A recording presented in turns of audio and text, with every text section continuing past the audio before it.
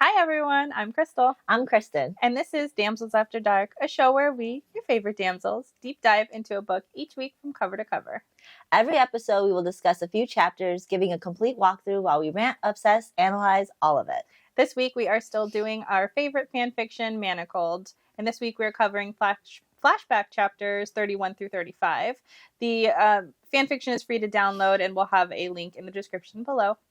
Our review contains spoilers, so if you don't want this book's secrets revealed to you, please come back and join us when you're ready. Without further ado, let's jump into it.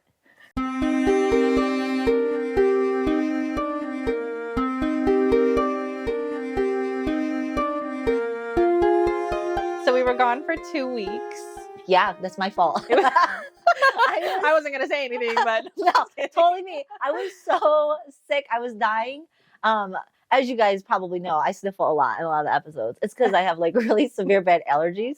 And so no matter how much allergy medicine I take, it's so bad. So I thought I was suffering from allergies, but it was not. My daughter got really sick and then gave it to me. And then all of us got sick. And yeah. Toddlers, man. We almost missed this episode too because my daughter got sick all on her own as well, but she managed to pull through. Yeah, I felt like death. Yeah. It was a horrible experience. I watched like Blue-Eyed Samurai, which I really suggest you watch. I just watched the first episode. So good. It was not bad, but I was watching it with other people and they didn't like it as much. So no, I don't know. I don't know if I warned you. I should have warned you. But it's got a lot of violence, it's a lot of nudity. And, okay. Yeah. No, I'm gonna have to put it on again. Side note. Non-child approved. Yeah. It's so hard. I don't know if there's toddler moms out there, but it's so hard to do anything without your toddler. Like if there's nudity and violence, I probably can never watch it because it requires staying up after bedtime in order to watch anything, and then at that point you're fucking tired because I've been running around all day. Oh no, if it wasn't for me having to take that time off and going and putting her to bed at a normal time because you know I'm up all night, so it's like if it wasn't for that, I don't know if it took me 2 weeks to watch it. Yeah, so but yeah, that's what I did. I was sick and caused us. Yeah. It happens though, especially, and this is not going to be the first or the last. Well, It hasn't been the first, and it won't be the last time. Well, other than that, I hope you guys all had a really great Thanksgiving. Yes. Most of us spent it really sick. Yeah. But it was good. We had a good one. Yeah, it was quiet. We did an at-home one this time too. Nothing too big. It was nice. But yeah, we hope you guys had a nice one. It feels like winter out of nowhere up here. Yes, it does. It's like it went fall, Thanksgiving, now it's over, boom, now there's frost all over the floor out here. It's 26 degrees in the middle of the night. Like I was coming home and I'm like, like I don't want to be outside. I dread it. I just got better. Now my bones hurt. Yeah, now it's just cold everywhere. Yeah. It was weird because we're kind of in the mountains up here where we are. And we were driving and it was normal. And then we like went over this hill and there was frost everywhere. I'm like, what the fuck? It looked like somebody had just sprayed somewhere. I was like, is that fake frost? And then you keep driving and it's everywhere. I was like, oh, okay. Someone was really determined to make the Christmas spirit happen. Because the way it was patterned was so weird. Yes. Because the sun, I think, was hitting just these specific spots. And because there's so many trees, it was blocking this. It was literally like just this perfectly placed. Yeah, it was weird. So it does it a lot up here. It's like it's so pretty, especially like when the seasons happen. But like I think winter is the prettiest up here. It's so dangerous, but it's so pretty. It's beautiful. It's beautiful. But we missed you guys. Yeah, we did. Missed doing this. We did. I've occupied myself reading more fan fictions because now I'm just obsessed. I can't get over it. Yes, that's all I read now. Don't even recommend another book. No, you can't.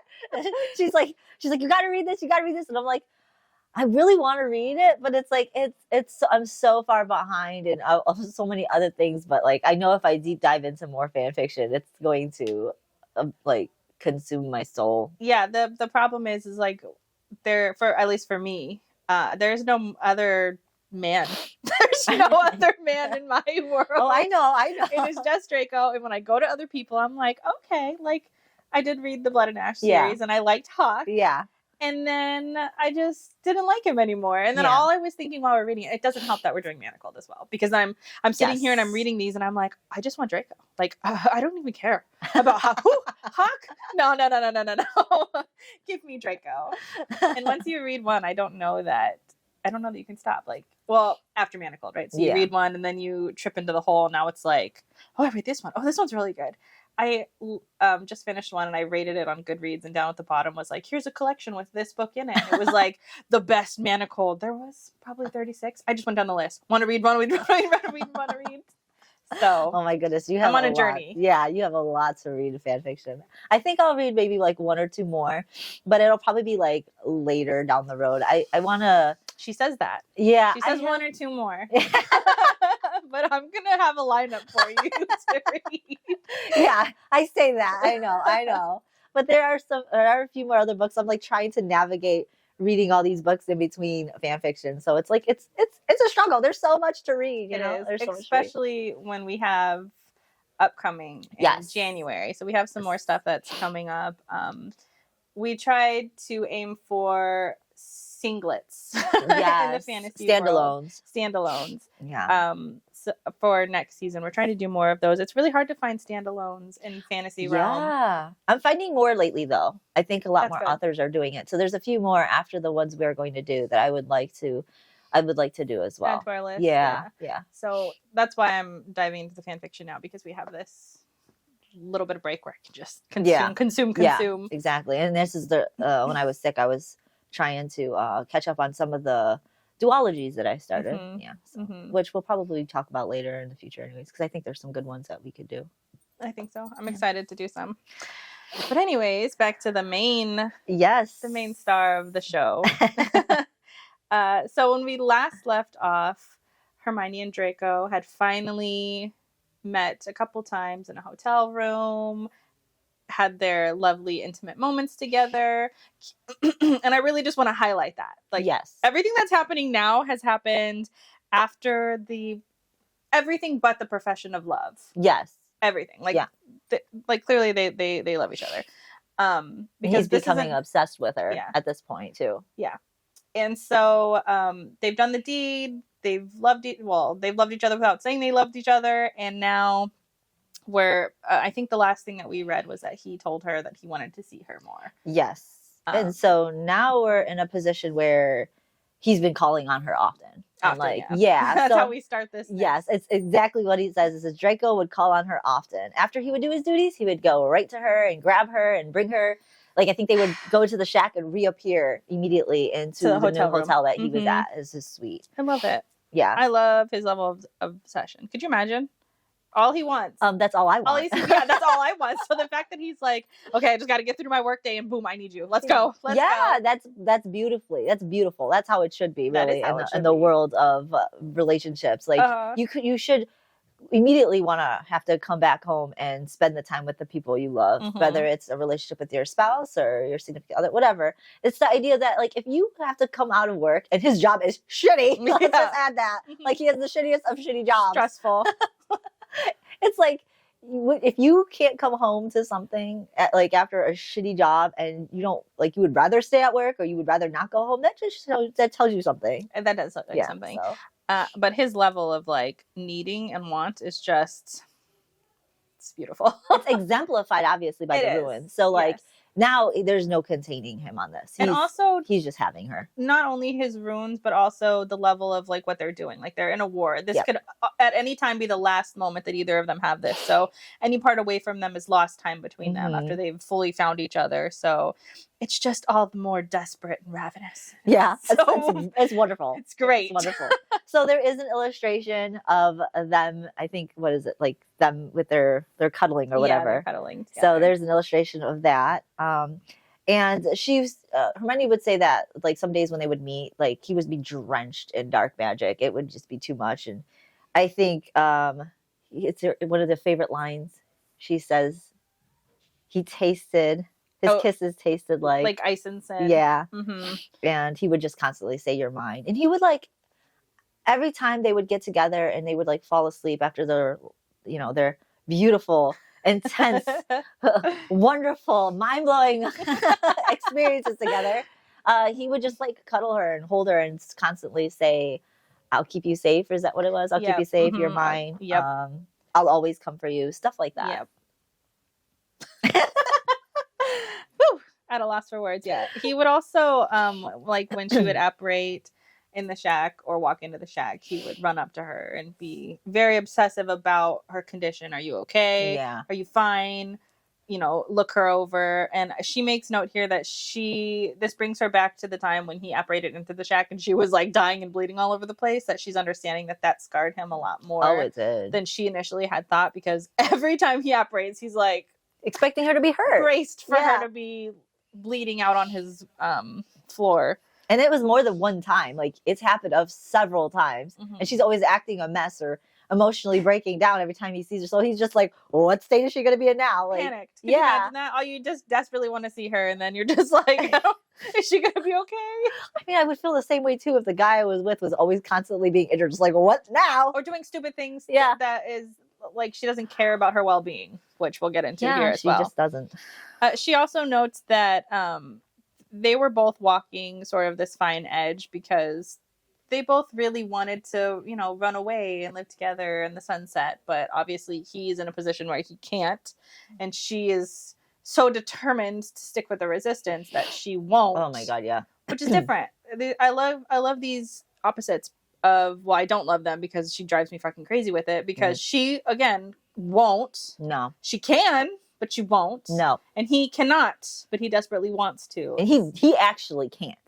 He's got the unbreakable vow, and he's got the dark mark on him. There's nothing he could do. It's all on her. Like, yes. And he's like having to experience this heart-wrenching turmoil. And it sucks because it puts so much extra stress on him, because not only he's just worried about her safety because he knows that she doesn't really care about it. She thinks that she's replaceable. And so he has that stress looming over him, let alone the stress of doing his job as in Voldemort's army, plus the job of whatever Kingsley and Moody are doing. Like, he's walking this super tight rope, and she could alleviate a little bit of that stress. She's like, no. The only alleviating they're doing of stress is fucking around. I guess. Yeah. I guess bakers can't be choosers. He's getting some. And so it even says here, like, they would have their moments together where the war didn't exist. It was just them, and they would it was almost like they lived a normal life because they'd be going to the hotels and like muggles. Yeah. So she's just loving it. She's like, but it's like, bitch, you can have this every day. Like, what are you doing? Whatever. So whatever. I just want to like throw her off a cliff. Yeah. Comes out with your shit. It's about to get worse. It does. It gets bad. So then she asks him, can you, or like, tell me about your mother. Tell me things that you didn't tell me or that you've not told anybody. And he goes into a little bit more detail, basically saying that his mom was the first person that he ever saw tortured. The Death Eaters did a lot of experiments on his mom, which is really shitty. So like any kind of new spell that they haven't tried out, they would get the permission from Voldemort to do that. But like, he also said that it was pretty much an unspeakable like promise or something, that she wasn't supposed to be broken. She was supposed to be okay after he did perform the duties of killing Dumbledore. And that way, if he hurried up and finished, he assumed that she would be fine after everything. But like, that was not happening. No, they were pretty much breaking her. Yes. And he even says that he thought if he hurried up and quickly killed Dumbledore, that it would speed up the process, obviously. And he said that it hadn't even been a month, but they had tortured her so much that even after the month, she was already broken, and she would have seizures. Which is important because what's going to happen in the future?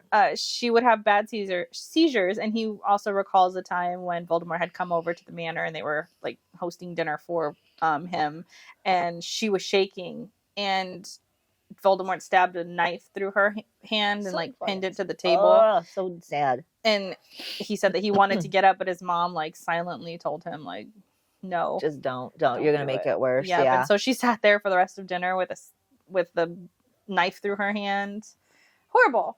Yeah, and he like tried to do everything he could, like when she was not in the cage, like after she was done and out of the cage and stuff. He tried to give her healers, tried to do all that stuff, and nothing was working. And so like it just really sucked. He was trying to get her out, and she wouldn't leave either. And not without him. That's what he says, that he tried to set up everything. All she had to do was go, but she refused to go without him.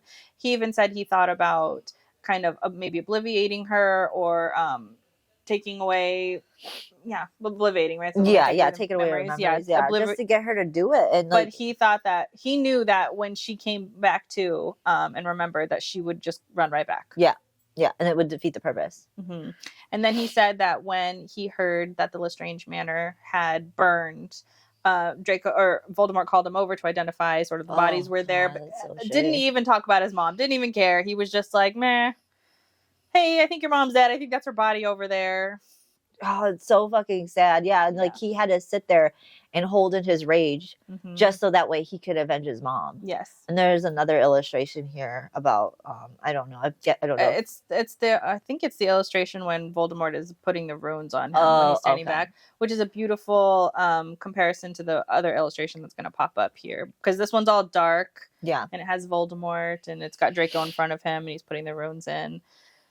But yeah, it's horrible. And he goes on to also say that Bellatrix was training him, and at a certain point he was instructed to like Crucio, a child, a little girl or something, and he refused. And so Voldemort then did it to his mom to show him how it was supposed to be done. And so after that, Bellatrix was harder on him because obviously she did love her sister.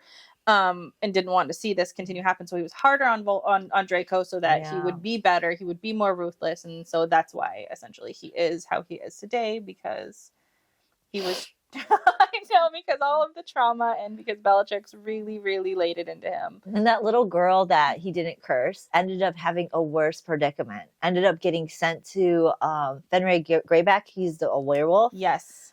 And who disgustingly loves little kids. Yeah. Yep. And just like to be able to turn them and whatever. It's disgusting. Which I think is a great thing to know, because that explains a lot of why he is so ruthless in his... Yes, just making mercy kills. Making mercy kills. Like, he doesn't hesitate anymore because he understands that the consequence could possibly be worse. A worse fate, yeah.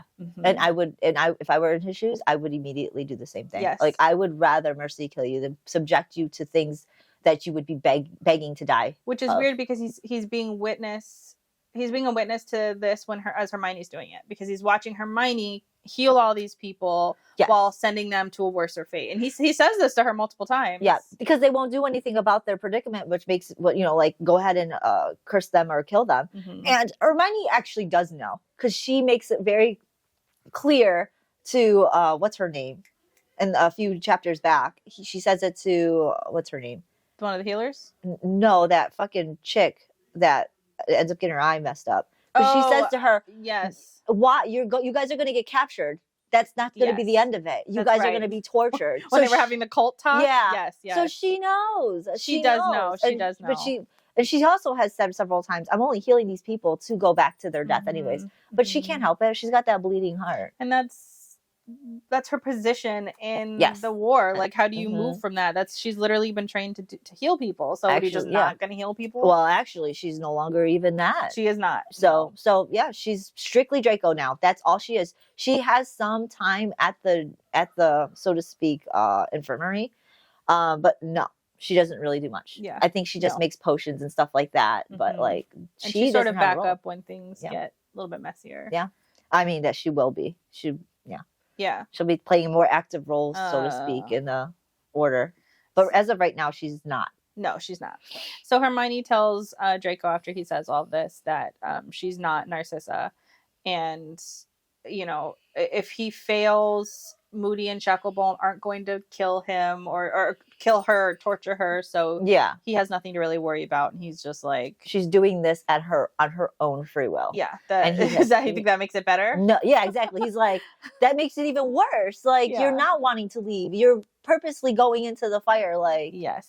And all he wants is for her to just keep herself safe. Like, I think that's reasonable. Just continue doing what you were doing, which was you were just a healer that sat in the back, even though she's not healing now, but like, just sit in the back, read your fucking books. Yeah, she's getting I agree with him. But he's getting all mad too, because he's like, if it wasn't for me training you, you would probably be dead 1,000 times over, because like they're sending you to do this stuff. You're willingly going, and nobody is taking a part in your training but me. Yep. And he specifically said, if I had not trained you, then you would have died because Harry would have left you. Yeah. Harry would have gone off with Ron and everybody else when they dragged you into this mission. So yeah, and Harry did drag her into the mission and left her. Yeah. Yep. Fucking piece of shit. So then after that, they start talking about the later down the line. So they have the conversation, just kind of goes back to her just thinking about things and talking about the next few weeks that go by. And the next few weeks, they're looking at the bracelets again. And so she's noticing, I think... now you have to have 2 dark marks to remove it, yes. not 1, because it was 1. But after they did that, they're constantly... It's like a virus on a computer. It's constantly, updating to the new revisions of how they're, taking care of it. And so it's hard for her to keep track, because once she figures it out, the next update is already there. And so right now, in addition to them being immovable, they begin experimenting with shackles intended to suppress magic. Tungsten inlaid with iron, tungsten plated with copper aluminum, shackles with wand and core materials, which we know this is looking closer and closer to the manacle she's currently wearing. So I love this. Yeah. I love that we see them in the very beginning, and then we see her sort of diagnosing what they are, and then now we're seeing them sort of in real time in the past as they're progressing and learning what they like, the implications of what they are and how it's going to get put on her. This was so beautifully done. Yes, I agree. Like, the timeline of this was perfect. It's like you're finally understanding everything, and you're doing it in a manner of like you said, it's almost real time right now, but it's not. It's the past. So it's so beautifully done. Perfect. And the fact that she left traces of this in the past, so we could see it, we could connect it in the future. Like, it's beautiful. I love this. There's so many instances of it, but for me, for some reason, the shackles situation, I'm just obsessed with. Yeah, well, because the whole thing is about that. Yes. Like, it created a circumstance where she cannot leave, and she's stuck here, and she doesn't know. And the funny thing is Draco also is part of this, knowing that, So the 2 Death Eater thing becomes very important too. Yes, it does. To Hermione's not demise, but Hermione's future issues. So yes. So after she does some dissection with the shackles and all of that, then she's meeting with Draco, and she tells him information that she wasn't cleared to give him, which is about the Horcruxes.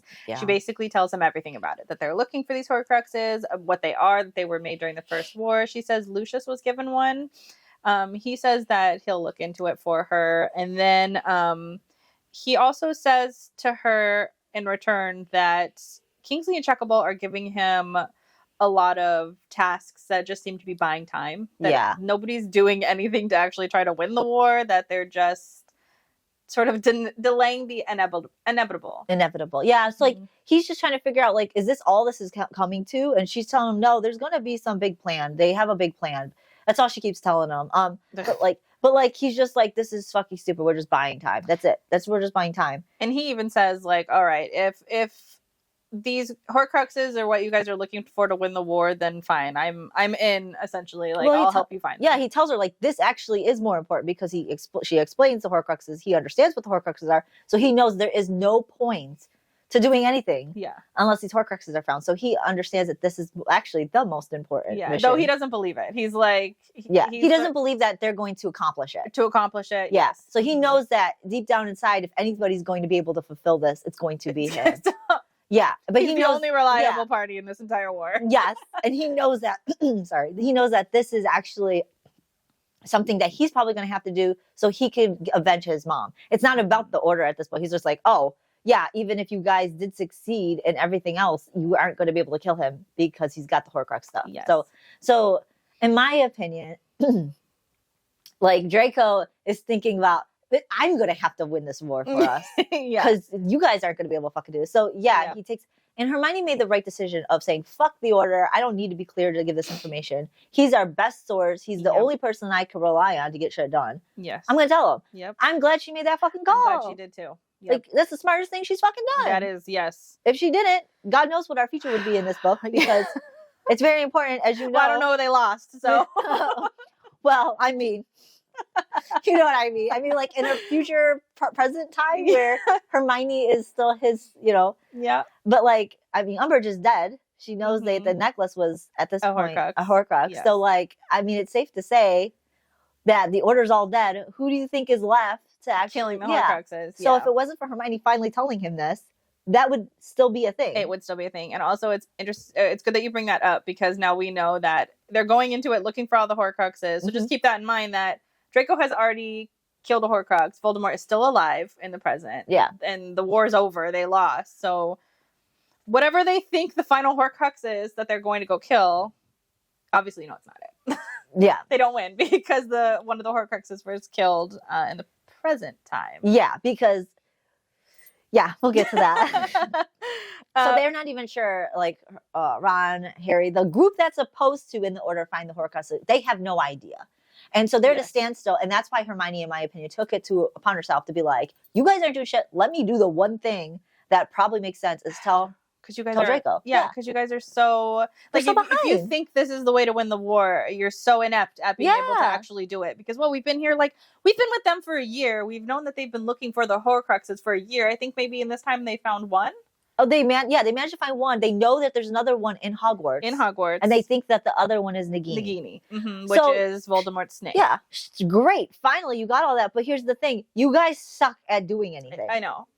He can't even Harry Potter can't even put up wards when they're out camping. Yeah, that's what I was about to say. They went on this fucking hunt to go find Horcruxes. All they did was get themselves hurt, hunted, and killed, and maimed, and injured. Like, you guys suck at this job. This is the one job you have, and you suck at it. The one job that you believe could end the war, and what is happening? I don't understand. So give it to Draco, the spy. Thank God she did this. Yes. She also tells him during this meeting too that she advised him to get Ukrainian iron belly hide body armor. Yeah. And this is a cute little callback to the present day when she notes while he's in one time, he comes in and she's like, oh, that's Ukrainian iron belly hide body armor. Yeah. She was the one who told him to get it. She is the one who told him to get it. Oh, I love that. And then they just go on the rest of these chapters to say, like, some days they would just hang out and not really leave the shack. They would just spend some quality time together. He would wrap his arms around her and be possessive over her, and he would apologize to her over and over. And then they would fall asleep. And there's an illustration here, and this is the other illustration, which is the lighter version of the old one, which has Hermione at his back healing Draco, and he's in front. I love these two images together. They're beautiful. Yeah. And that's the end of flashback 31. 31, yeah. Now we're on 32, and this is May. So mind you, I think this is getting closer and closer to what is the possible last stand that they're going to go and talk about. I think it's here. Is it here? Okay. Yeah, that's right. Okay. But we're getting really close to that, because they have this big thing that they're trying to do, because they're like, in the past, they've been going back and forth to Hogwarts trying to find a way in to get that because it's heavily warded, and they've been getting fucked up trying. Yeah. I mean, Ron got taken. If somebody got bombed, somebody died. People died. Oh my God. Figure out a different way. So they eventually do, which Hermione takes a big role in. But I think this is where they just pretty much discuss there was like a setup trap type of thing that I think Draco knew about, but had to actually allow happen, because Voldemort's trying to figure out like who the spy is. And he can't trust anybody. So he's sending out massive amounts of different information throughout his army. And Draco just had to let this one go, but they knew it was a trap.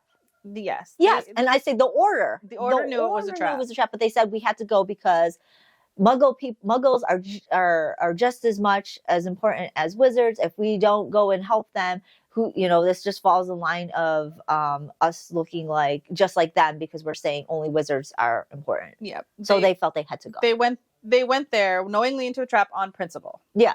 On sheer principle that they just have to do it. And so we start flashback 32 with her saying, like, essentially it's chaos. Like, she's in there, she's healing. All of the healers are working, and Kingsley pops in and he's been hit by a curse, and he has other people, and he sort of drops them off. I don't think the people that he has are anybody important. No, he's just there. And then I think when he's going back and forth between Grimmauld Place, bringing people, muggles and wizards, back to Grimmauld Place, bringing them back and forth, and she notices that Kingsley's hurt. Yes. So she goes and tries to tell him, stop, like, I gotta help you. And so she goes and grabs him, and what does he do? He apparates back into the fucking war, the battle with her. Yes. And in the background, she could hear Ron screaming. Yes. And throwing a fit of rage. Throwing a fit, yeah. He was very upset. Yeah, a fit of rage. And there's a reason for that. But anyways, so as she's trying to like grab onto him, he's telling her go back,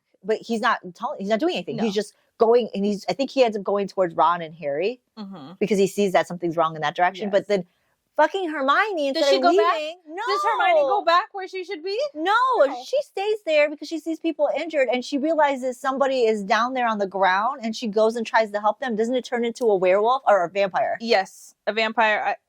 Yes, a vampire. It does. It bites her on her shoulder. It bites her, and then so she defeats that, and then some Death Eaters come at her. She defeats those two. She has a hard time with the Patronus, though. She does have a hard time with her Patronus. But she is fucking fighting in battle. I don't know what she's doing. She gets hit with a fucking I'm trying curse. to remember much of it. Yeah, she gets hit with a curse. Right in the chest, and it, like, she evaporates. Yes, evaporates back. Evaporates out. Yeah. Yes, and then Padma sees her, and she's just like, I don't know what to do. I don't know what to do. I need to take care of you. I need your help. I don't know what to do. And Hermione's just like, and so Padma doesn't even like diagnostic, like do a charm, just like visually looks at her. And just like, here's a potion. Yeah. I don't know how to do anything. I need you to work. And Hermione, and she keeps asking Hermione, what do I do? And Hermione's telling her what to do, like to fix her. So they just give her a potion just to kind of numb the pain. But Hermione forgets that she was bitten by a vampire. Yes. So how do you say that word?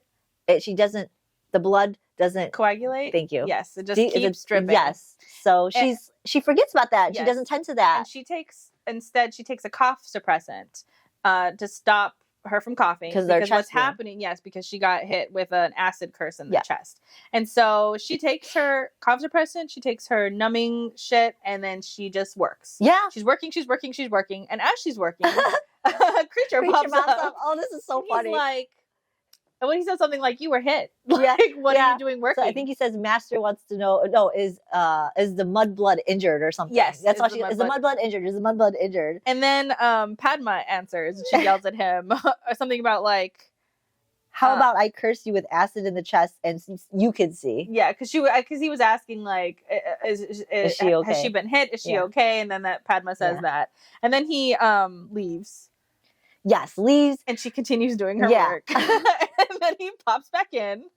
So I think it's 2 hours later. Because they're waiting. Because Padma says more healers are coming, but more healers are not coming. Yeah, she said she called like 5. And nobody showed up. Yeah. That's pretty shitty. That is pretty shitty. So now a creature comes back and then pretty much just takes. Yeah, I think she's starting to heal herself because they have. Yes. I think they did the swarm, like the wave that came in, finally got that settled after 2 hours, and then she's sitting there healing herself, talking about how painful it is, and then he does pop back in, and he says like essentially, what does he say? Saying that she is still working. So creature appeared in front of Hermione, looking her up and down, and goes, "She is still working." And creature just grabs her, and then they vanish. But like this is important too because like you can't apparate when you are fucked up. Yes, you can get worse because it could shatter your bones. Yes, and I don't think Draco knew at this time how badly injured she was. No. I think he said he saw her there. We'll get into that. But anyway, so creature brings her there. She apparates, and she's injured even more. It made her worse. And somebody who we know is Draco stupefies her. Yeah. The moment she gets in there. Yeah. As soon as she gets in there. And so, like, he starts working on her. It's so funny. Like, he knew. He knew he had to get her right as she walked in. I don't blame him. 2 hours later? Yeah. Because he's thinking, okay, they'll end up doing something to take care of her. So he sends creature back. And, like, she's still working. Fucking stupid. And then she wakes up, and she is, like... She's like, on a bed. And you can see her bones regrowing. Yeah, her bones are regrowing. She's in the manor. She's in the Malfoy manor. Yeah, I think she realizes it later, but yeah, that's where she is. Yeah. And she wakes up and she's freaking out about Kingsley. Because she's like, Kingsley, I need to help him. He's out there. He could be seriously hurt. And Draco's like, I killed him. I killed him. I fucking killed him. Well, he said that he had to because he got in his way. He wanted to. Oh, he wanted to. Oh, he did not hesitate. Yeah. It'll be said later how he killed him. Yeah. But like, I don't blame him. Yeah, he gives the like, oh, there was a reason I had to blah blah blah, whatever. He was like, yes, Yeah, finally. Yes. But he did have a legit reason. He was going to die anyway. So it was a mercy killing, and it was there was some other things wrapped along into that we'll talk about in a little bit. But yeah, he was dying.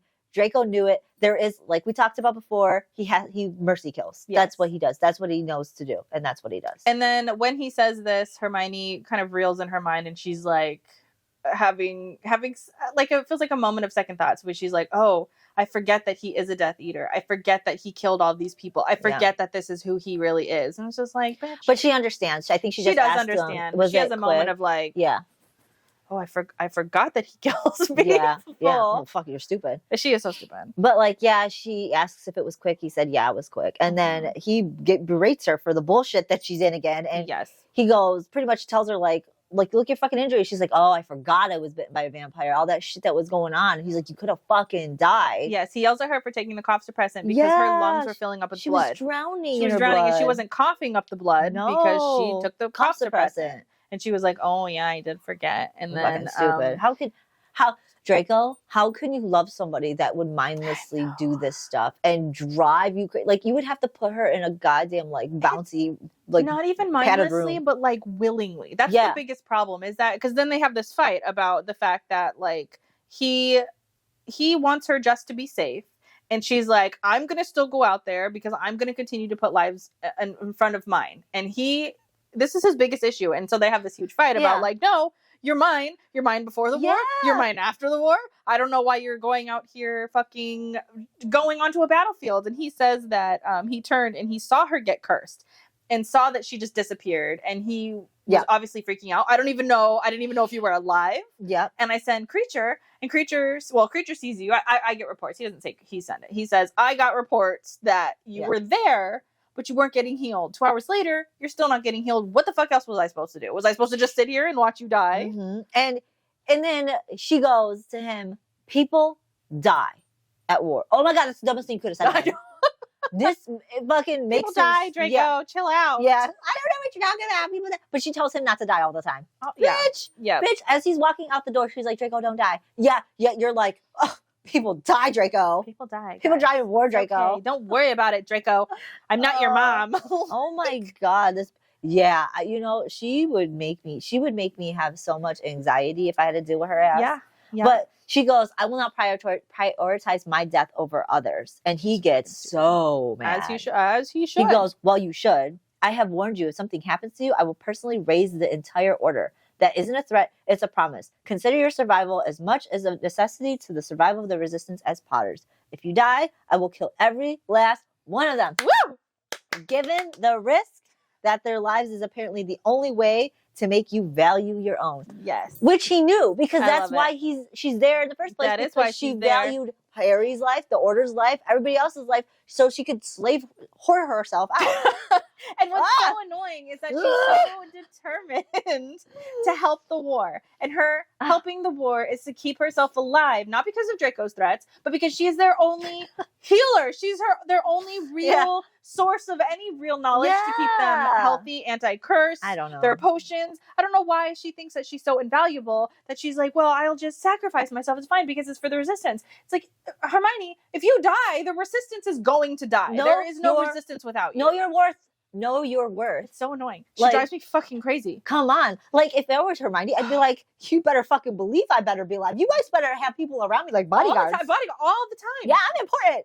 I'm also Draco's girl. Like, you need to keep me alive. They would probably have to put something on my mouth to hush myself. Yeah. Because I would so much shit all the time. I'd be like, this all has happened because of me. Because I saved all your asses. My boyfriend helped you out. We're going to collect Horcruxes by ourselves. You know what? Fuck all you guys. Yeah. We're going to do it ourselves. Yeah. Fuck that. I mean, we've been saying this since the beginning.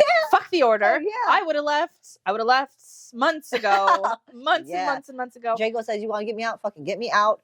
Yes. Come visit me. And hide me wherever you want. And I love that he's just like, he's had enough of her shit. Yeah. Like, I will literally kill the entire Order if you die. Yeah. Like, just so you know, since that's the most important thing to you, which is so romantic. But of course, She does not see it that way, and she gets very angry and so mad. This is really the pinnacle of my hate for Hermione happened right here, because her immediate thought is, oh no, he is a liability. Yeah, didn't she do this before though? And she said, No. okay, not to this extent. Okay.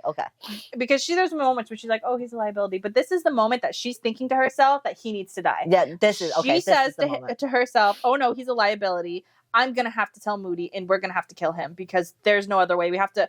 They're either my memories or his memories. Doesn't matter. Right. He needs to die, or he's gonna ruin the order. And he sees her thinking this. Yeah, and he goes, "Oh, you're gonna do it, aren't you? You're gonna kill me." He's like, "You're thinking about exposing me, aren't you? You're thinking about killing me." And she's like, "But I have to." And he's like, "You'll never forgive yourself." And she's like, "No, I won't, but I have to. The order comes first." Oh my god, this bitch! And remind you, this happens after all of these really romantic moments in the hotel, all of these very intimate moments where Draco was exposing all of his fears and his vulnerabilities to her, and then this bitch's first fucking reaction is, "No, I gotta kill him." I hate her. Can we kill her? This, please. This whole scene had me fucking pacing at like 3 a.m. I know. How could you do this to my man? I want to say, I was like reading this and like, I just put the book down. I think I was texting you. I had have a moment of break. I think I went and got something to eat. God, yeah, it's intense. This moment right here, I've never been so mad at a main character in my entire fucking life. No, I hated her this How moment. could you do this to him? Yeah. After everything you've already done to him. He's been keeping you alive, the order alive. You know his predicament and why this is happening. You knew that the minute you were to have let him possess you, he was going to act this way. Yes. And now you're going to be like, oh, I have to kill you now. And it's like, he's the only person that gives a shit about you. He's the only person that looks out for you, that takes care of you. He's the only person that loves you. He's literally the only one in this entire world. The only one that matters. All she can fucking think of is the order. My fucking order. Oh, he's a threat to my order. God, I hate her so fucking much. And this is why. This is the pinnacle of all of my hate for her, because like, how could she? No, never mind the fact that you straight up betrayed him to put him in this position in the first fucking place. You used him, you seduced him, you forced him to I said SA, but I meant you forced him to have sex with you.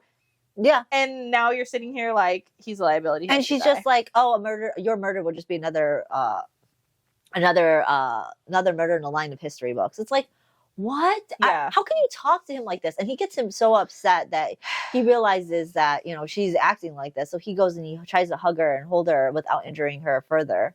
And he's like being so sweet about it. It's like she just fucking betrayed you without having to actually betray you. Like, her words are betrayal in itself. And he's still like infatuated and loving her and caring for her and telling her so angry. Like, he like kisses her and caresses her, and he's just like, he doesn't get angry. He's angry about everything, but like he's still not taking it out on her, which I don't agree with taking it out on your loved one anyways. But like she, like, why would she needs to be talked to, because she is the problem. I would feel like if I were Draco, I wouldn't, after what she said, I don't think I would hug her and kiss her. I would just be like, then where do we stand? Yeah. Where do we stand here? But it's hard for him because to him, she's all that matters. Yes. So at this she point, could literally do anything. Yeah. And that doesn't matter to him. Which is the fucking worst, because he is the best and she is the fucking worst to him. And he's just like, but I love her. So here I am. So so he holds her, he caresses her, he loves on her, tells her, that he just wants to keep her safe and all this other stuff. And Hermione just keeps apologizing. Don't apologize, bitch. Don't apologize. You are the reason for this happening. But she apologizes for saying, I'm sorry what I did to you. Like, oh, whatever. You're not. You're not. And you're then basking in it every time you're at the hotel. Like, you're not sorry about it. So he pulls himself away from her and he just keeps yelling, fuck, fuck, fuck, because he's being summoned. Yes. That's the worst time. But he tells her, she knows where she's at, right? And so he tells her he's going to leave Topsy, his house elf, which is the first time he meets her. She meets her, but you know who she is in the anyways.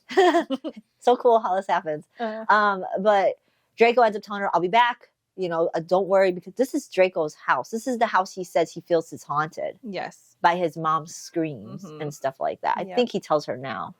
I don't know if he tells her. I think he tells her before. Yeah, he did tell her before. Yeah, he did tell her. He says he doesn't stay there because he stays in hotels. Yes. So she knows this stuff, and now she's like, "Oh shit, I'm stuck here." And he's like, "Don't worry, you'll be safe.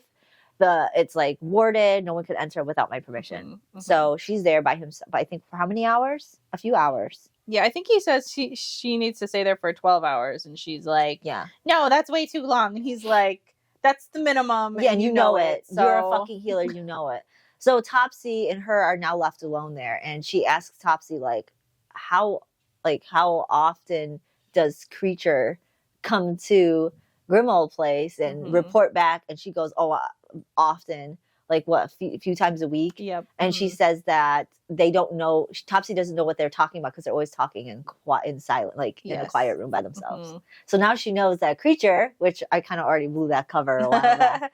Creature is the one that's been going and reporting back to Draco with everything. And so now you know that Creature was the one looking through her books. Yes. So, well, and then they'll talk about that here too. But Topsy says that Draco found Creature cleaning the graves outside like a month or a couple months ago. Or it's been a while. So a few months ago. Yeah. That's when he saw him and realized that in the Black Line, he is technically the first. Draco is ahead of, because he's one of the last living members of the Black family. And so since that was actually the house, the Grimmauld Place was willed over to Harry, it doesn't matter because Creature is bound to the Black family before the house. And Draco is a Black family. He's of the line. Yeah. And so Harry is only bound to the house, not to the inheritance of the Black line. Yes. So, and Draco ends up getting that, and then Hermione ends up figuring that out. Yes. And I think she mentions it when he comes back from wherever he is. Yeah, and so Hermione actually asked Topsy, like, what happened to the healers that came here to take care of me? She asked Topsy if he killed them, and if Draco killed the healers, and she's just like, I don't know what happened to the healers. And so Draco returns an hour later, and I think the first thing she asks is, what happened to the healers? Did you kill them? It's like, goddamn, girl, like, calm down. He's like, and he even says, he's like, no, I just erased their memories. Yeah, he does say that 2 dead healers would look awfully suspicious, and she's like, so you don't kill them just because it would be suspicious? And they have this like bicker back and forth where she's just like, I don't want you killing people because of me. And he starts laughing. Like, bitch, that's all I do is kill people for you. I train people to kill.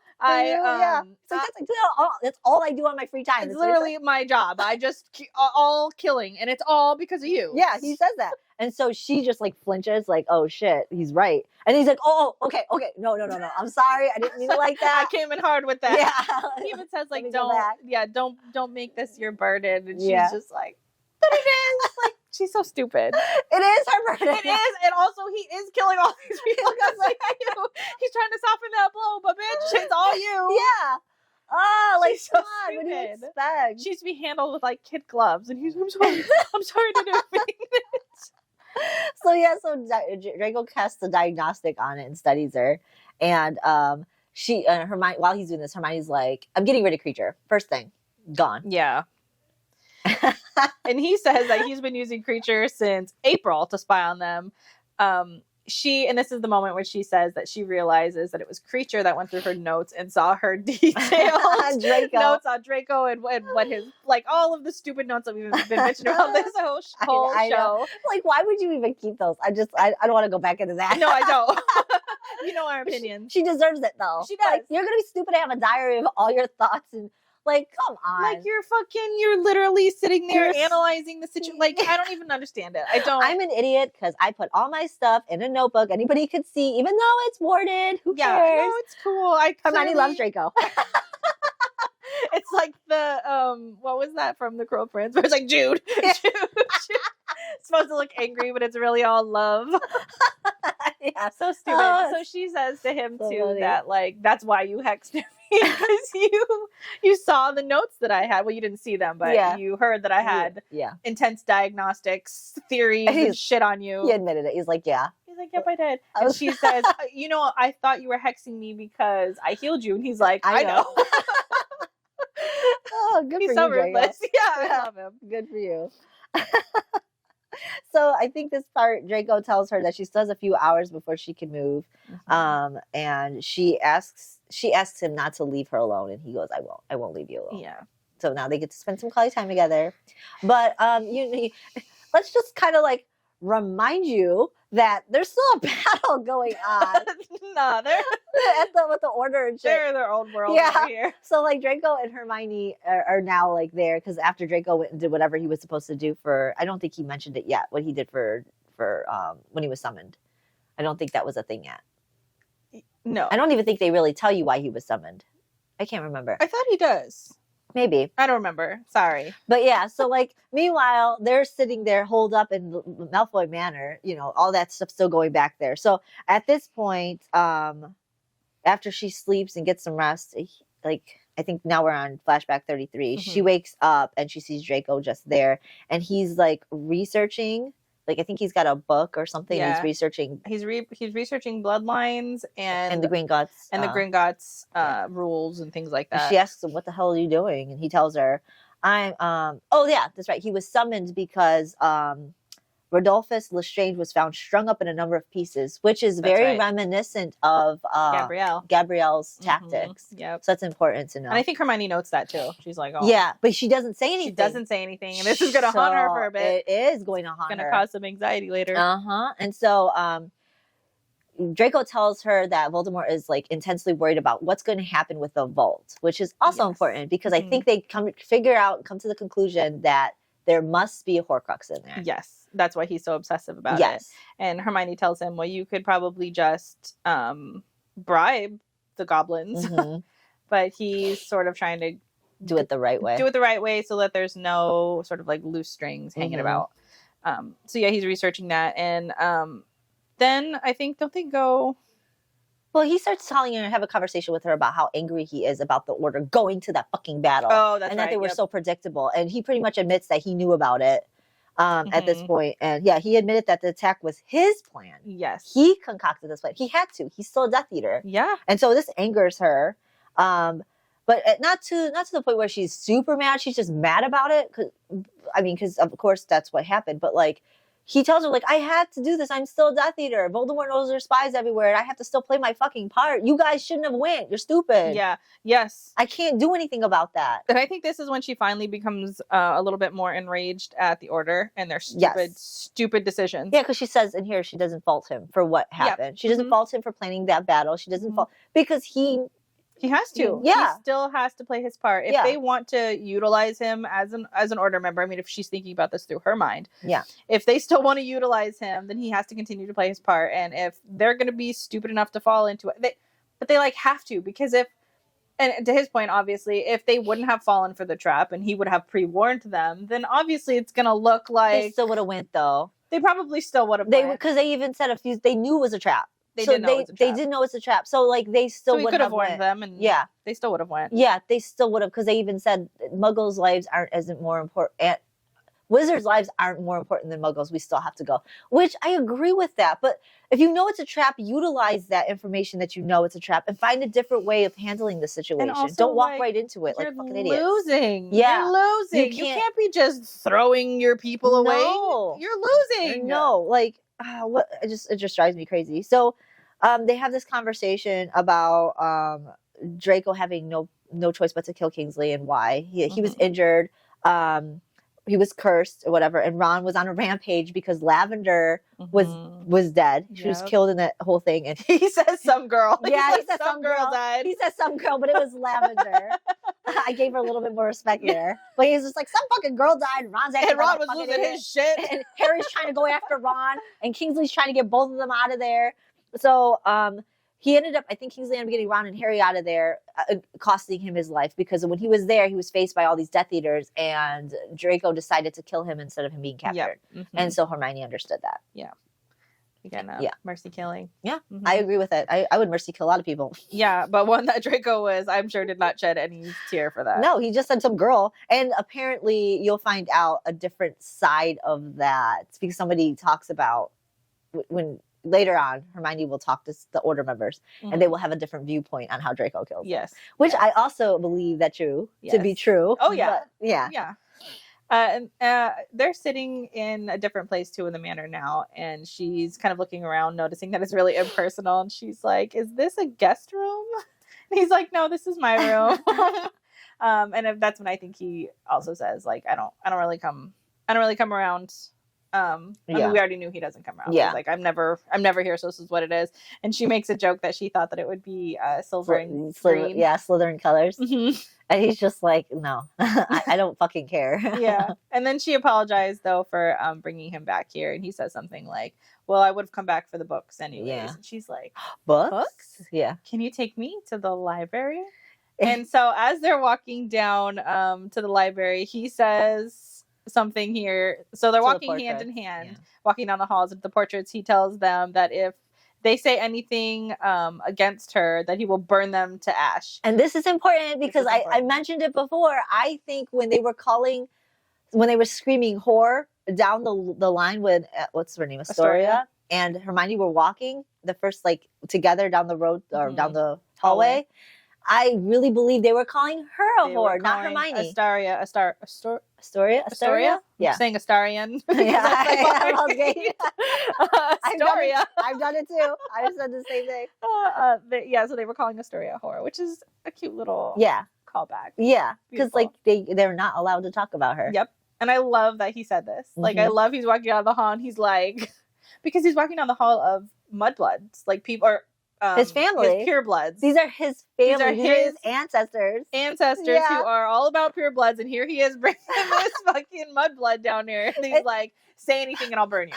The funny thing is, too, she went to the library and she's like, "I don't know if I should touch these," and he's like, because she's like, some libraries and purebloods, they like cause it to where if any mudbloods touch the books, they burn, and he's like, "No, my family never would have believed that mudblood was gonna be in here. That they would even need to do that." Though it's again an interesting callback to Astoria because she ended up doing that. Yeah. Yep. Bitch.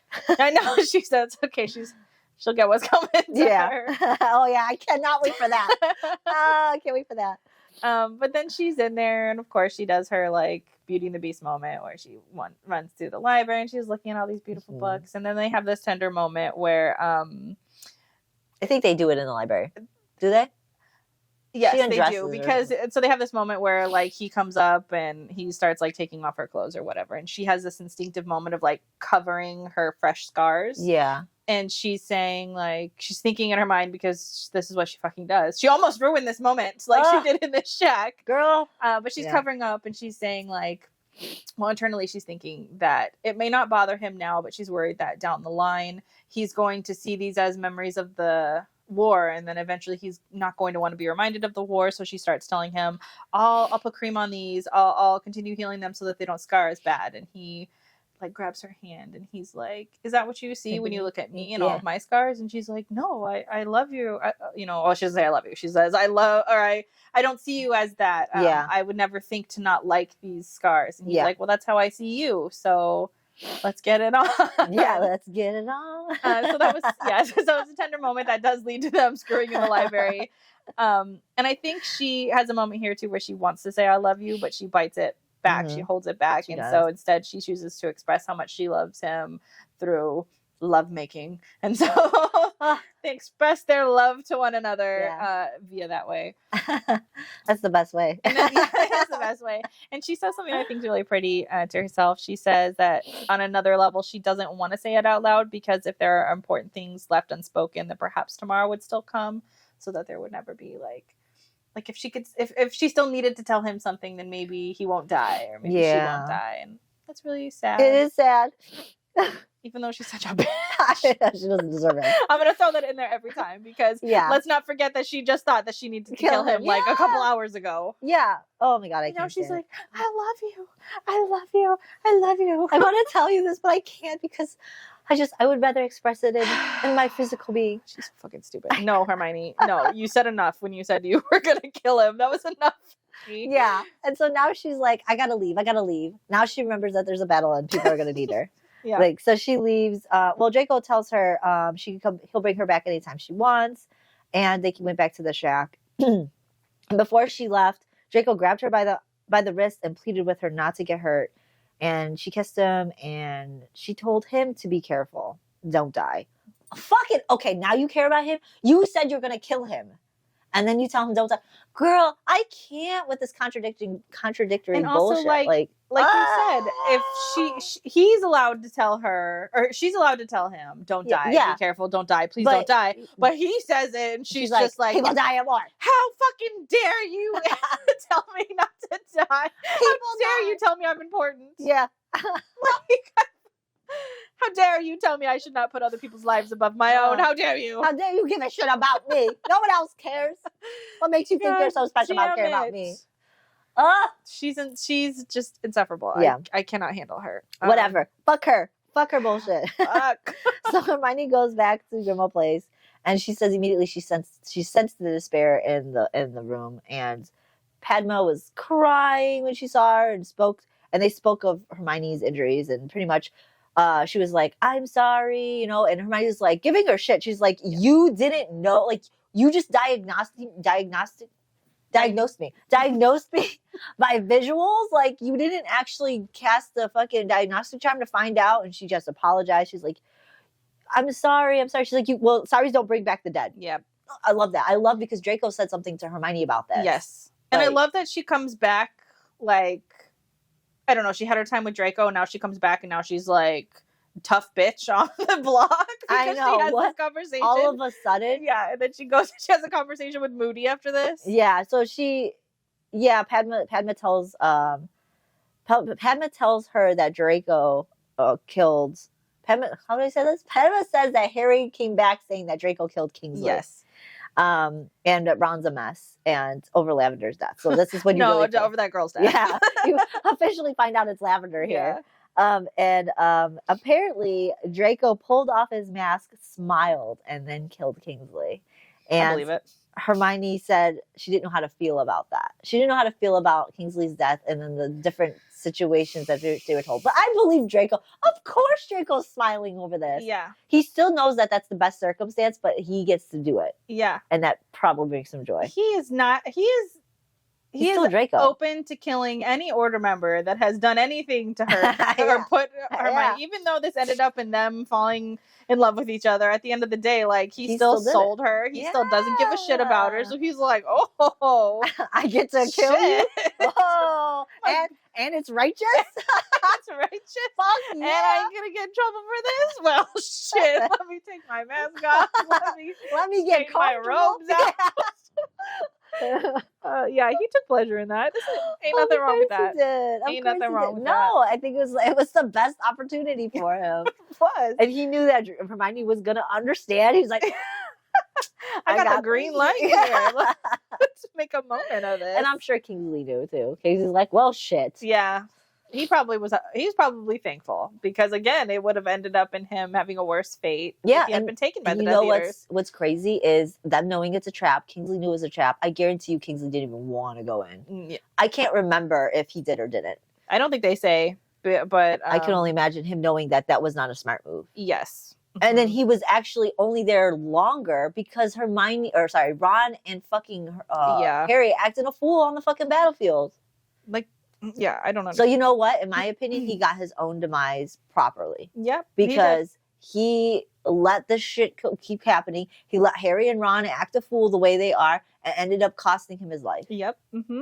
At the hands of the best person that it could have cost him. Yeah. He's lucky it happened at the hands of him. He's lucky, and everybody's lucky that Draco was there to stop that because Kingsley had all of these memories too. Yep. So they would have known. Yep.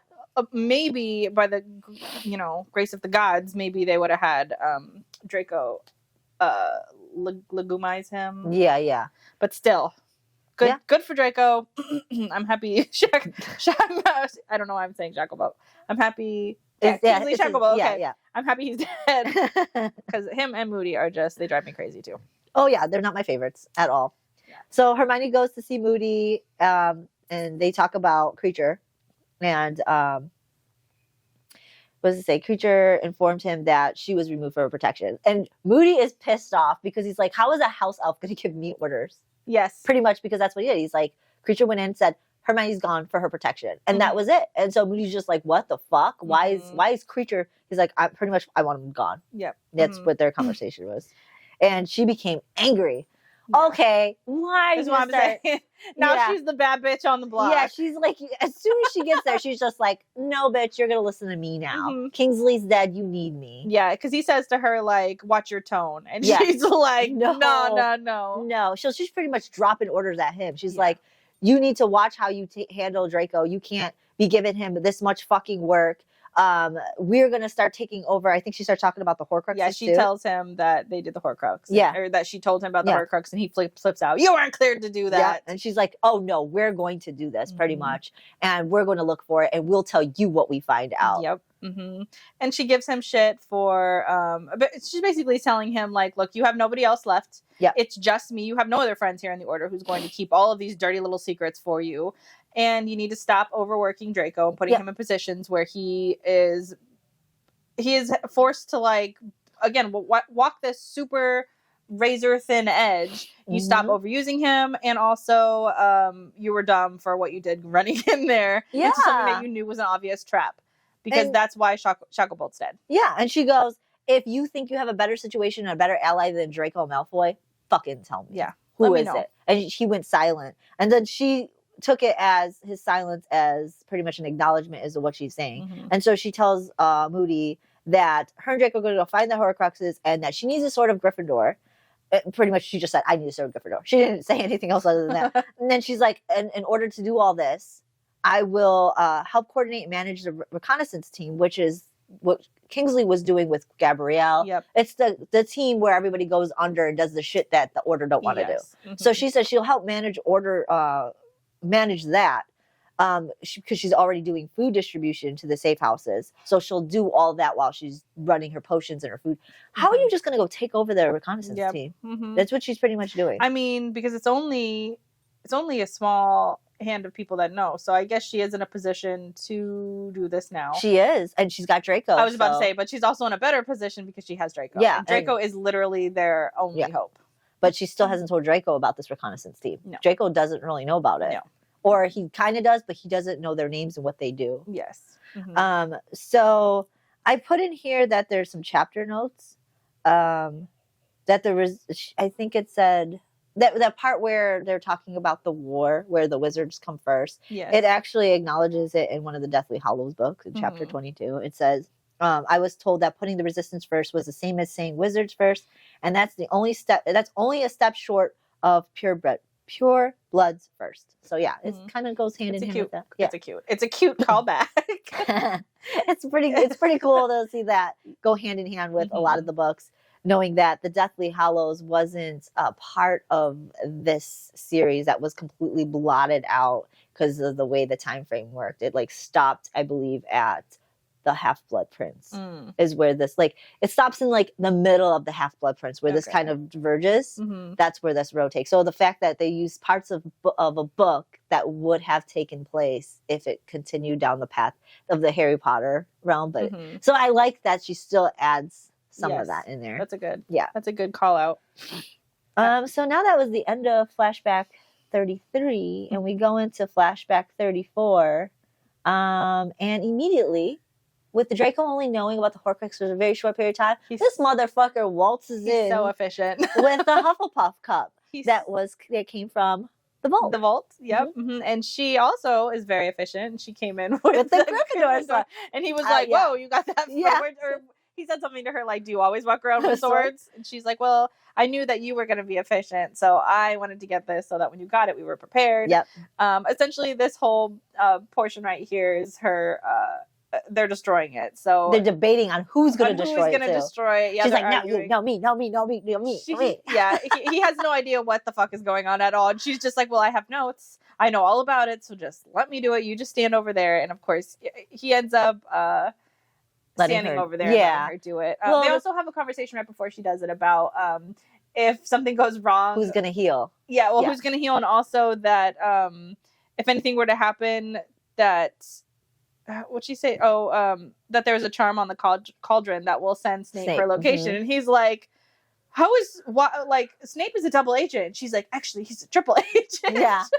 And he got demoted because that's part of his cover. So he's working for us And Draco is not buying this, but she's like, Yeah. You don't need to believe me. Just do this and Snape will come. He's really pissed off too. He's just like, I thought the Order was smarter than this, which I don't know why you would think. I don't know. He's like, I thought the Order knew that he was a double agent. Like, and he's just like, no, like, we know, but he's working for us. He's a triple agent. He's a triple agent. Yeah. So they had this bickering about who's going to do the cup, which, like you said, he just ended up staying off to the side, and she ended up doing it.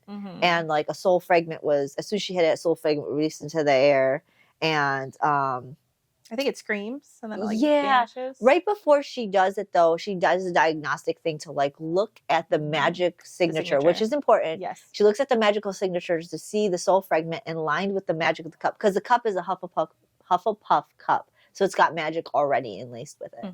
It's got its own like soul signature itself, magic. So she notices that it's intertwined and it's almost impossible to separate. And the only way to do it is to pretty much attack the cup and break it and kill it. And so they do. And I think that's when she realizes the soul, like you said, it comes up, it screams, and a black wraith with scarlet eyes appears, dissolving into thin air, and Hermione casted a spell to confirm the soul was gone, and it was. Yes. And then Draco grabs her immediately. It's like, please don't do that again. Never do that again. And she promises that she will never do it again. Yeah.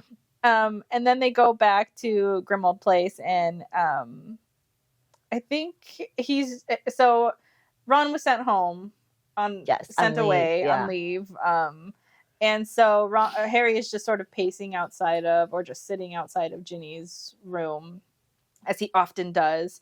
And she says that he appears like really fragile and frail and stuff. And he starts kind of telling her that he's seeing more visions of Voldemort, that it's more than just like, and because she says like, oh, the nightmares are bad. And he's like, it's not really nightmares anymore.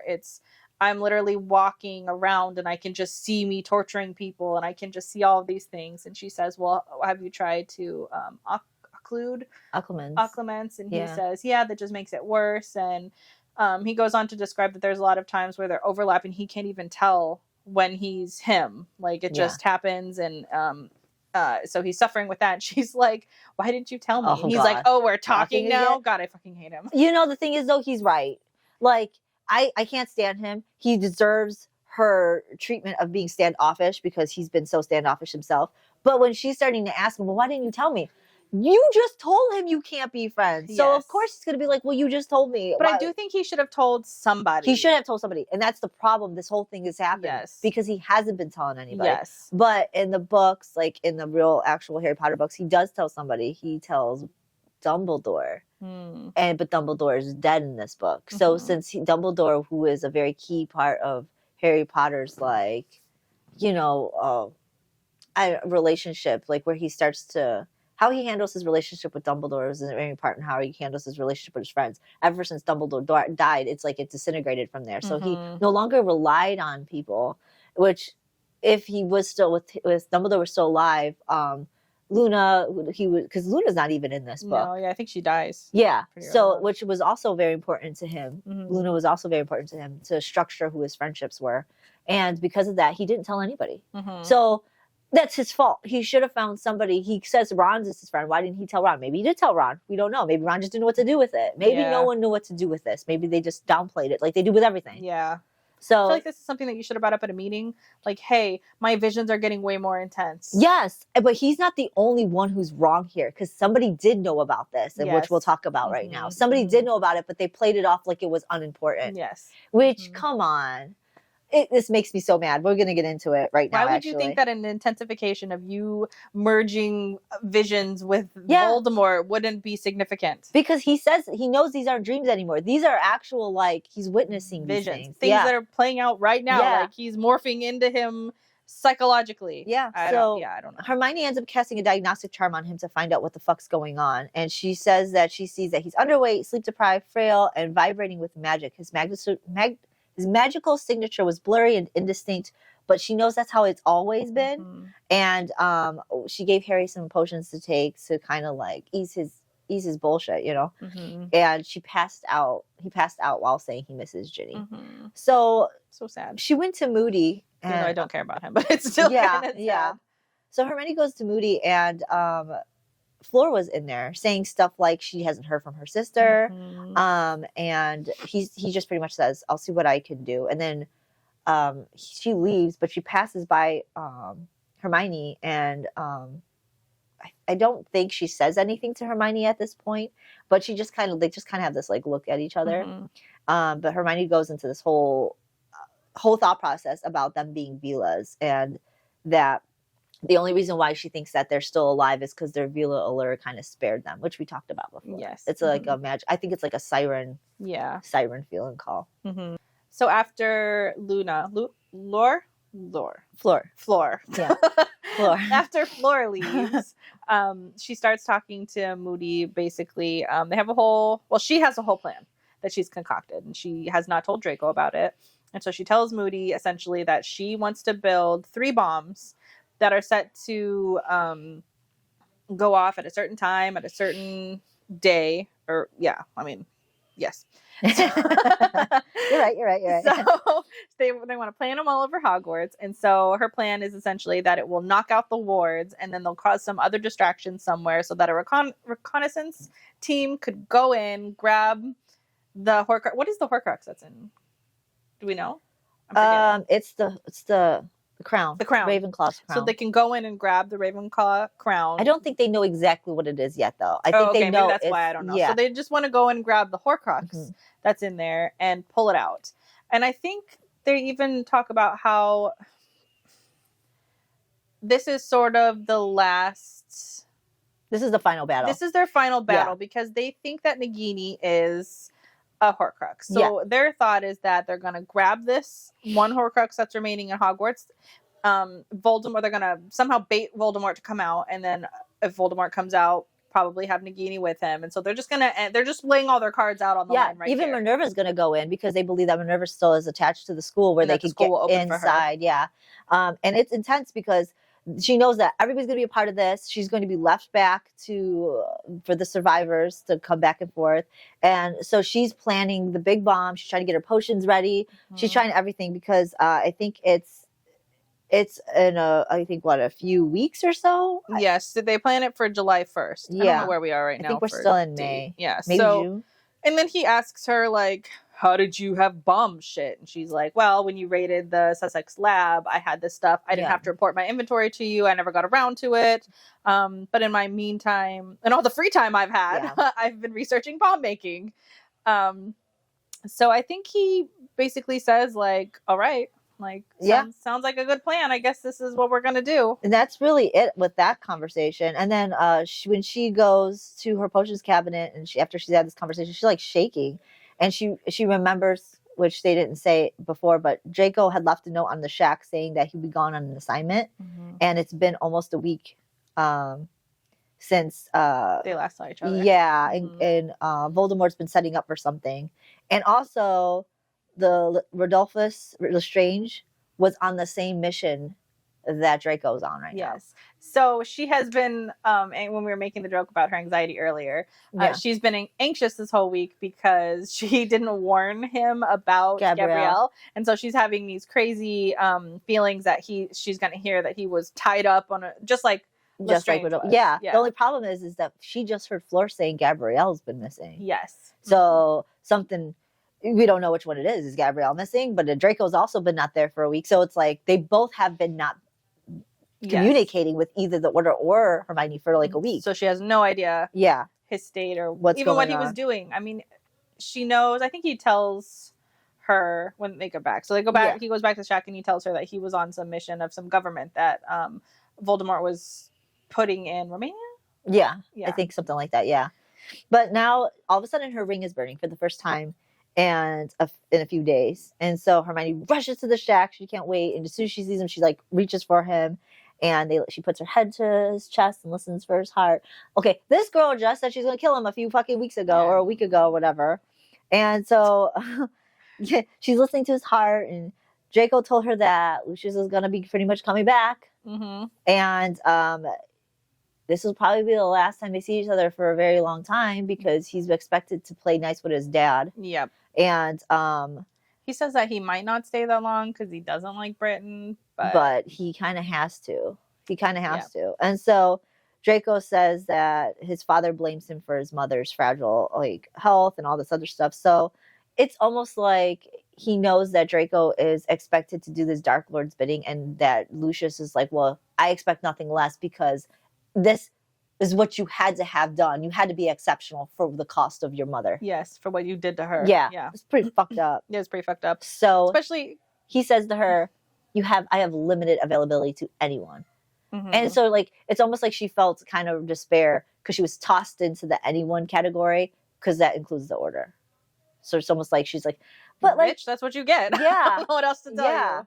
But like I would be hurt if he were to say that to me, but I also wouldn't treat him the way I was she about does. to say, I don't even think he would say that if you were like Yeah. 2 weeks ago, well, I gotta kill you. Yeah. Oh, you love me so much, you're gonna kill the world for me? Nah, I gotta kill you. Also, I would have probably made out with him and had him the first night. Yeah.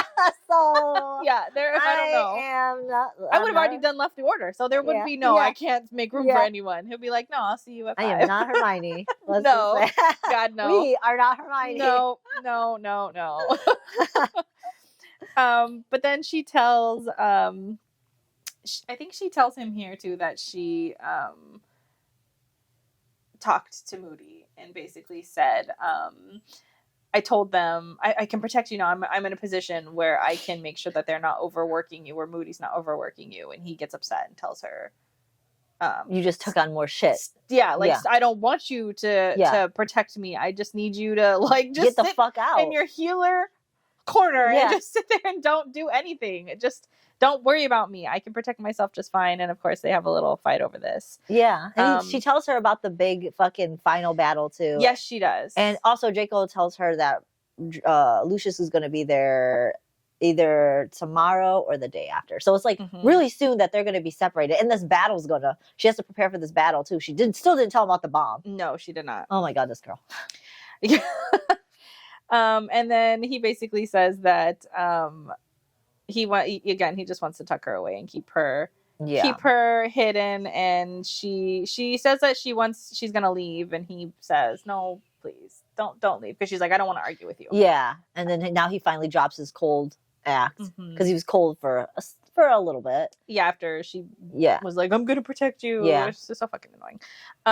So he's like, no, please just go, we won't argue, just stay with me. Yeah. And of course she stays, and they go back and they operate to the hotel, and then they have their moment, and they do their thing, and he just does this thing that he always does, holds her crusher, says, mine, you're all mine, I'm gonna protect you, whatever.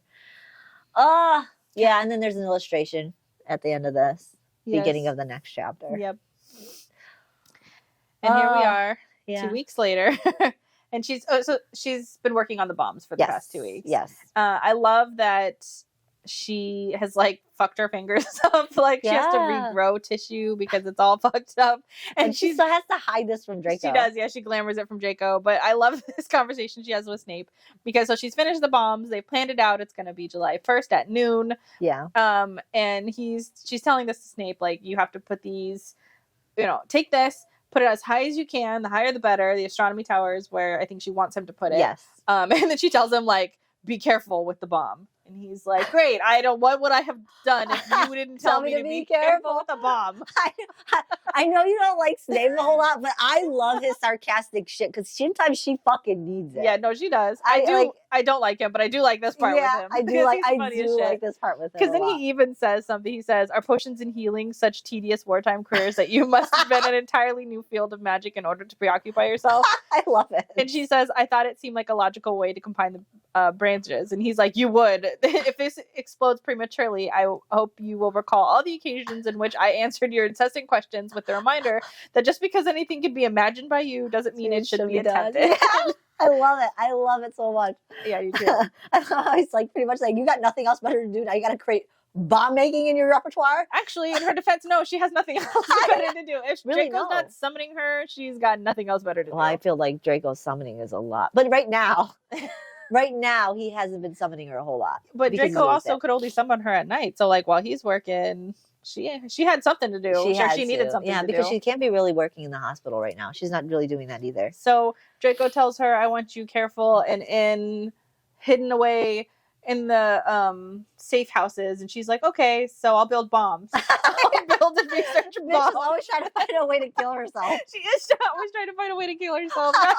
All this man wants is for you to just be safe, just for the remainder of the war. I like Please that. just be Okay, safe. I'll build bombs. Okay, bombs. I'll research and build some bombs. That's so her though. That's like her in a fucking nutshell.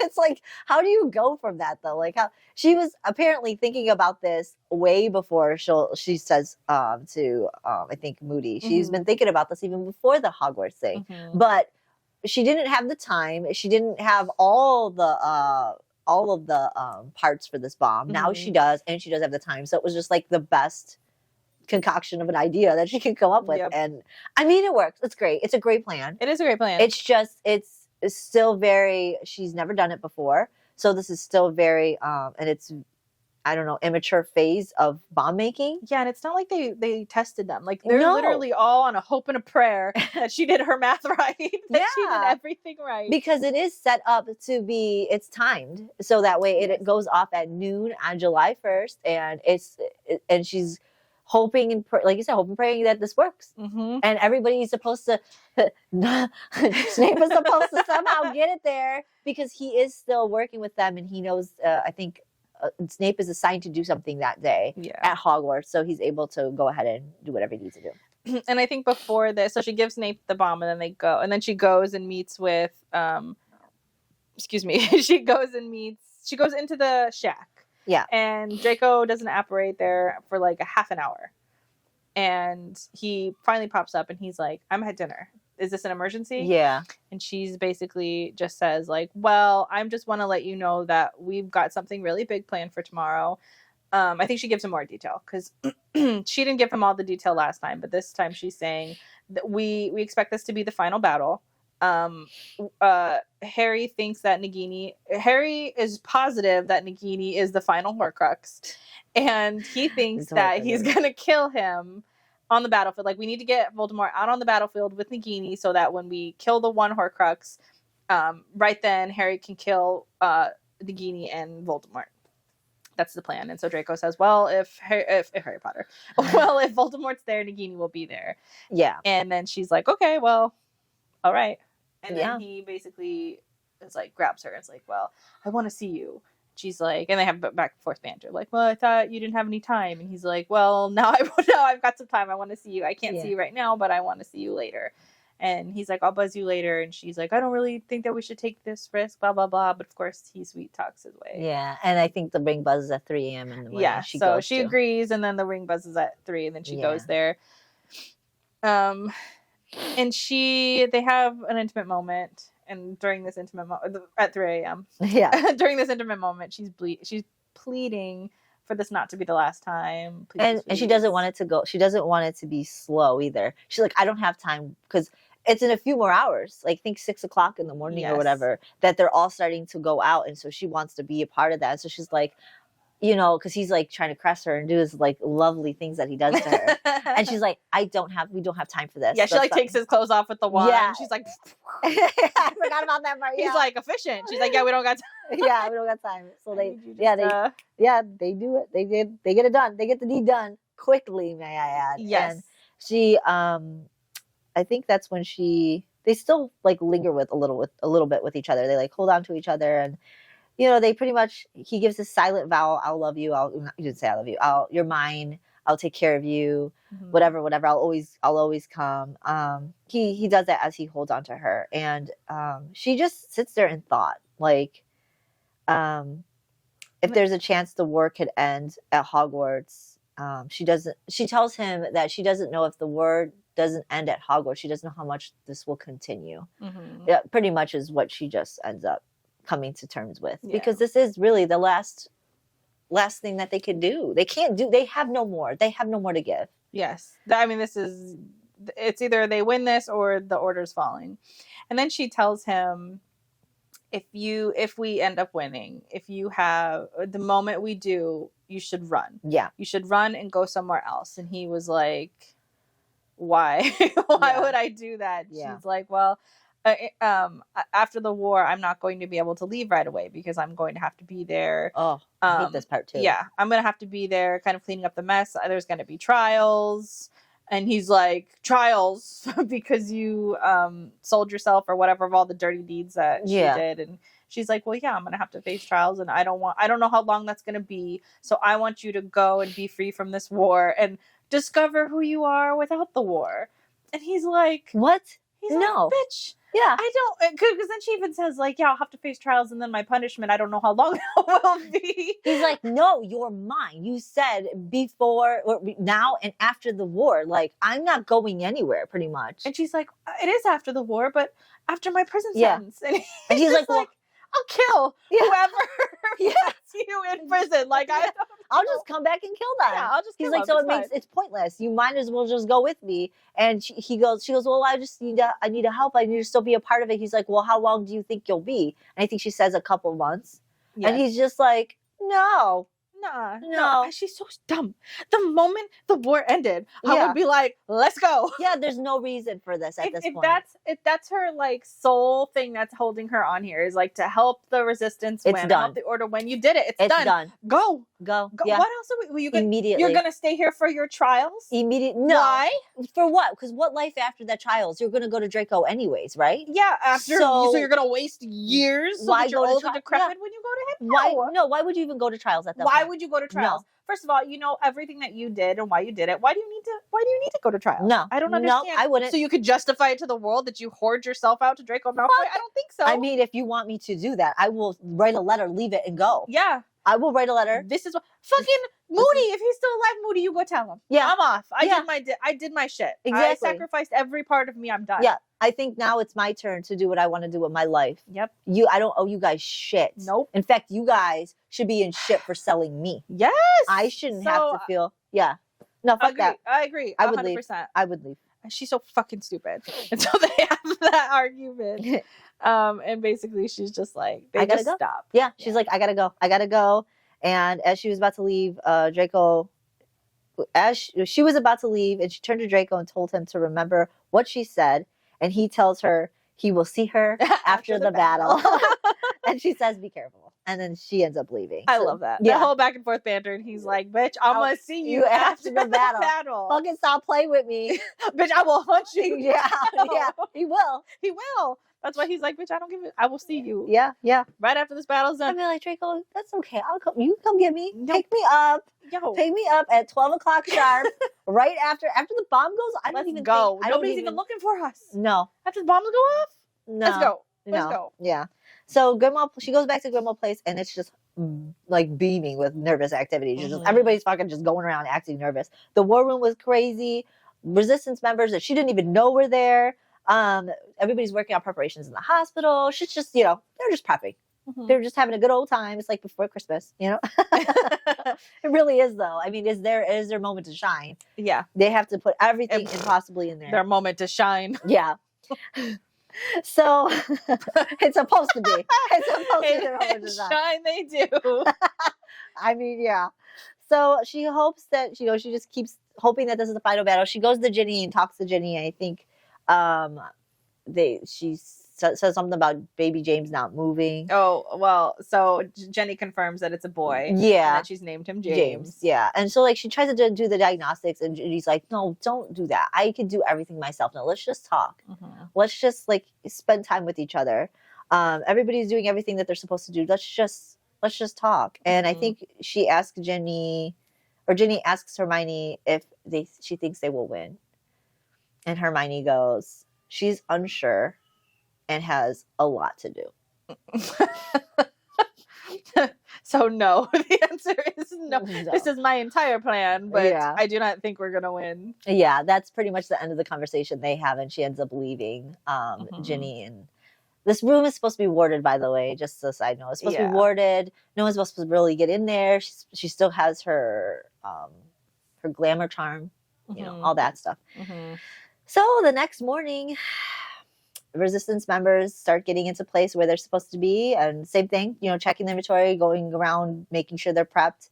And Harry comes to see her and he looks emotionally beaten down. Which I thought we weren't talking. Did we just have this conversation? I think this is because they know it's the last battle and it's it. And I think Harry knows he's pretty much doomed because of that fucking prophecy. He doesn't know which way it's gonna go. So even though they know they're not friends, I think they're still kind of just like at a point where they still acknowledge each other had a history, and this is going to probably be the last time. I mean, they think this is the last time they're going to have a conversation. Yeah. Well, so, Harry certainly does. Yeah, and plus she is also taking care of Ginny. So this is really this conversation is, you know, he's going over there to talk to her, and that he has this whole conversation about how he just doesn't want to do this anymore. Yeah. This is the last time. He knows that this is the last time, and he doesn't think he can do this again, so he's going to give everything he can. I think he actually says... I was about to say, he says he doesn't think he's going to live. Yeah. He thinks he's going to die today. It's not the other way. He doesn't think he's going to kill, but he knows it's kill or be killed at this point. Yeah. And he says, I think I'm going to die. I don't... I you know, maybe the resistance will win, but I'm not going to come back today. Yeah. And he even says, like, you were right. I should have listened to you.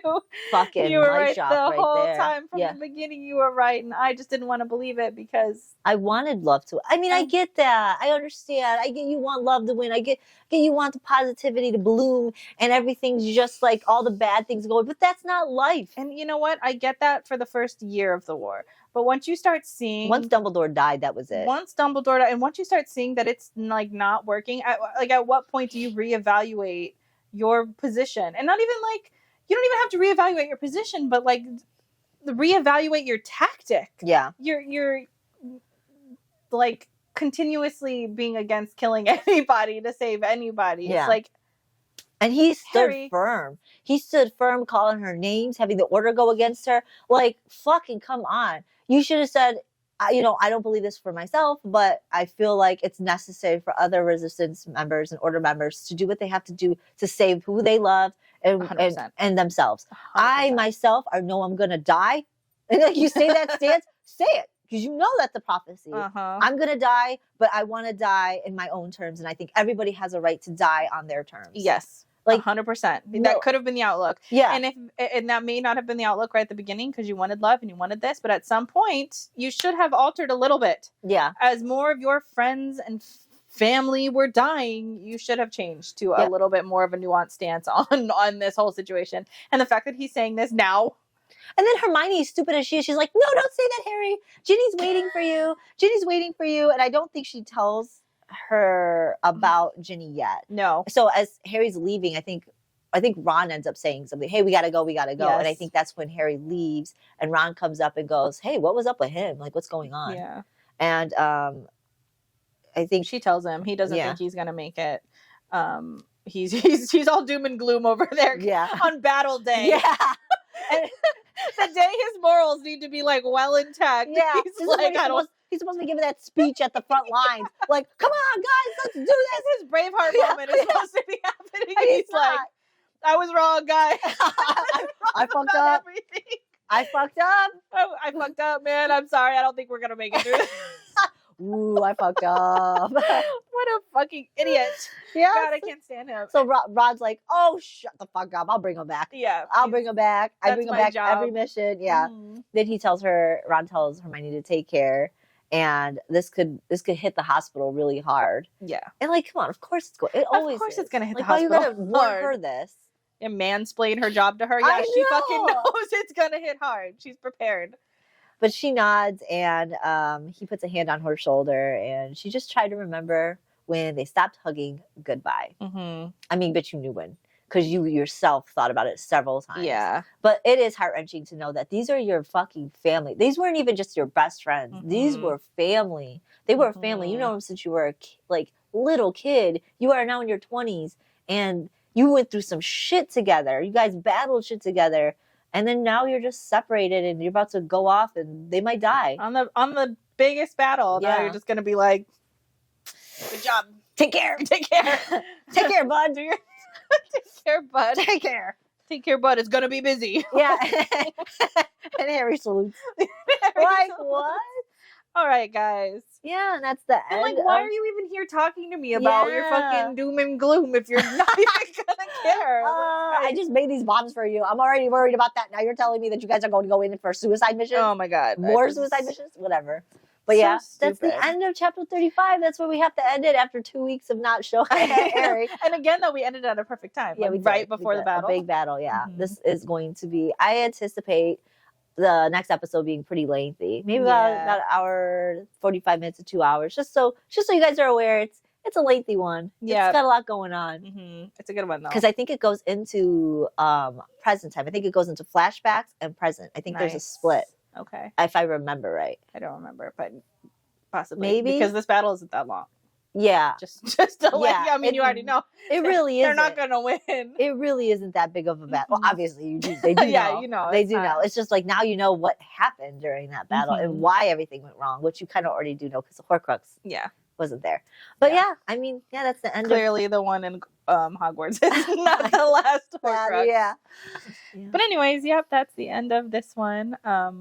We finally got to the rage-inducing one, so I feel it's emotionally for me, I'm pretty good here on out. I think. Yeah, so. you know, I'm still gonna get mad at a lot of things that happen, but I'm also looking forward to a lot of things that do because we start to go back into present time. Yes. So we do go into present time because it was chapter 36 continuing into chapter 65. Okay, so it is split. So, oh my God, yes, I'm so excited. I'm excited to get back to the present. Yes, me too. After knowing everything in the past. Yeah, and after what we left in the present, they had their moment of kissing, and then she got pregnant, and then he was being very kind of guarded, but still very affectionate. Oh, so. It's so awesome to jump back into what's happening in the future. Excited. Past, present. Future, present, past. It's fine. It all works out. But anyways, we hope you guys will visit us for the next episode. We'll be here next Wednesday. I'm pretty sure. Crossing fingers. Crossing fingers that toddlers don't get sick. But we're on all of the socials. We're on TikTok, Instagram, Facebook. We're also on Spotify and Amazon Music. And if you're listening to us on those platforms, we are also on YouTube. And don't forget to like, subscribe, follow, whatever it is that is on that platform. Thank you so much. We'll see you guys next week. Bye.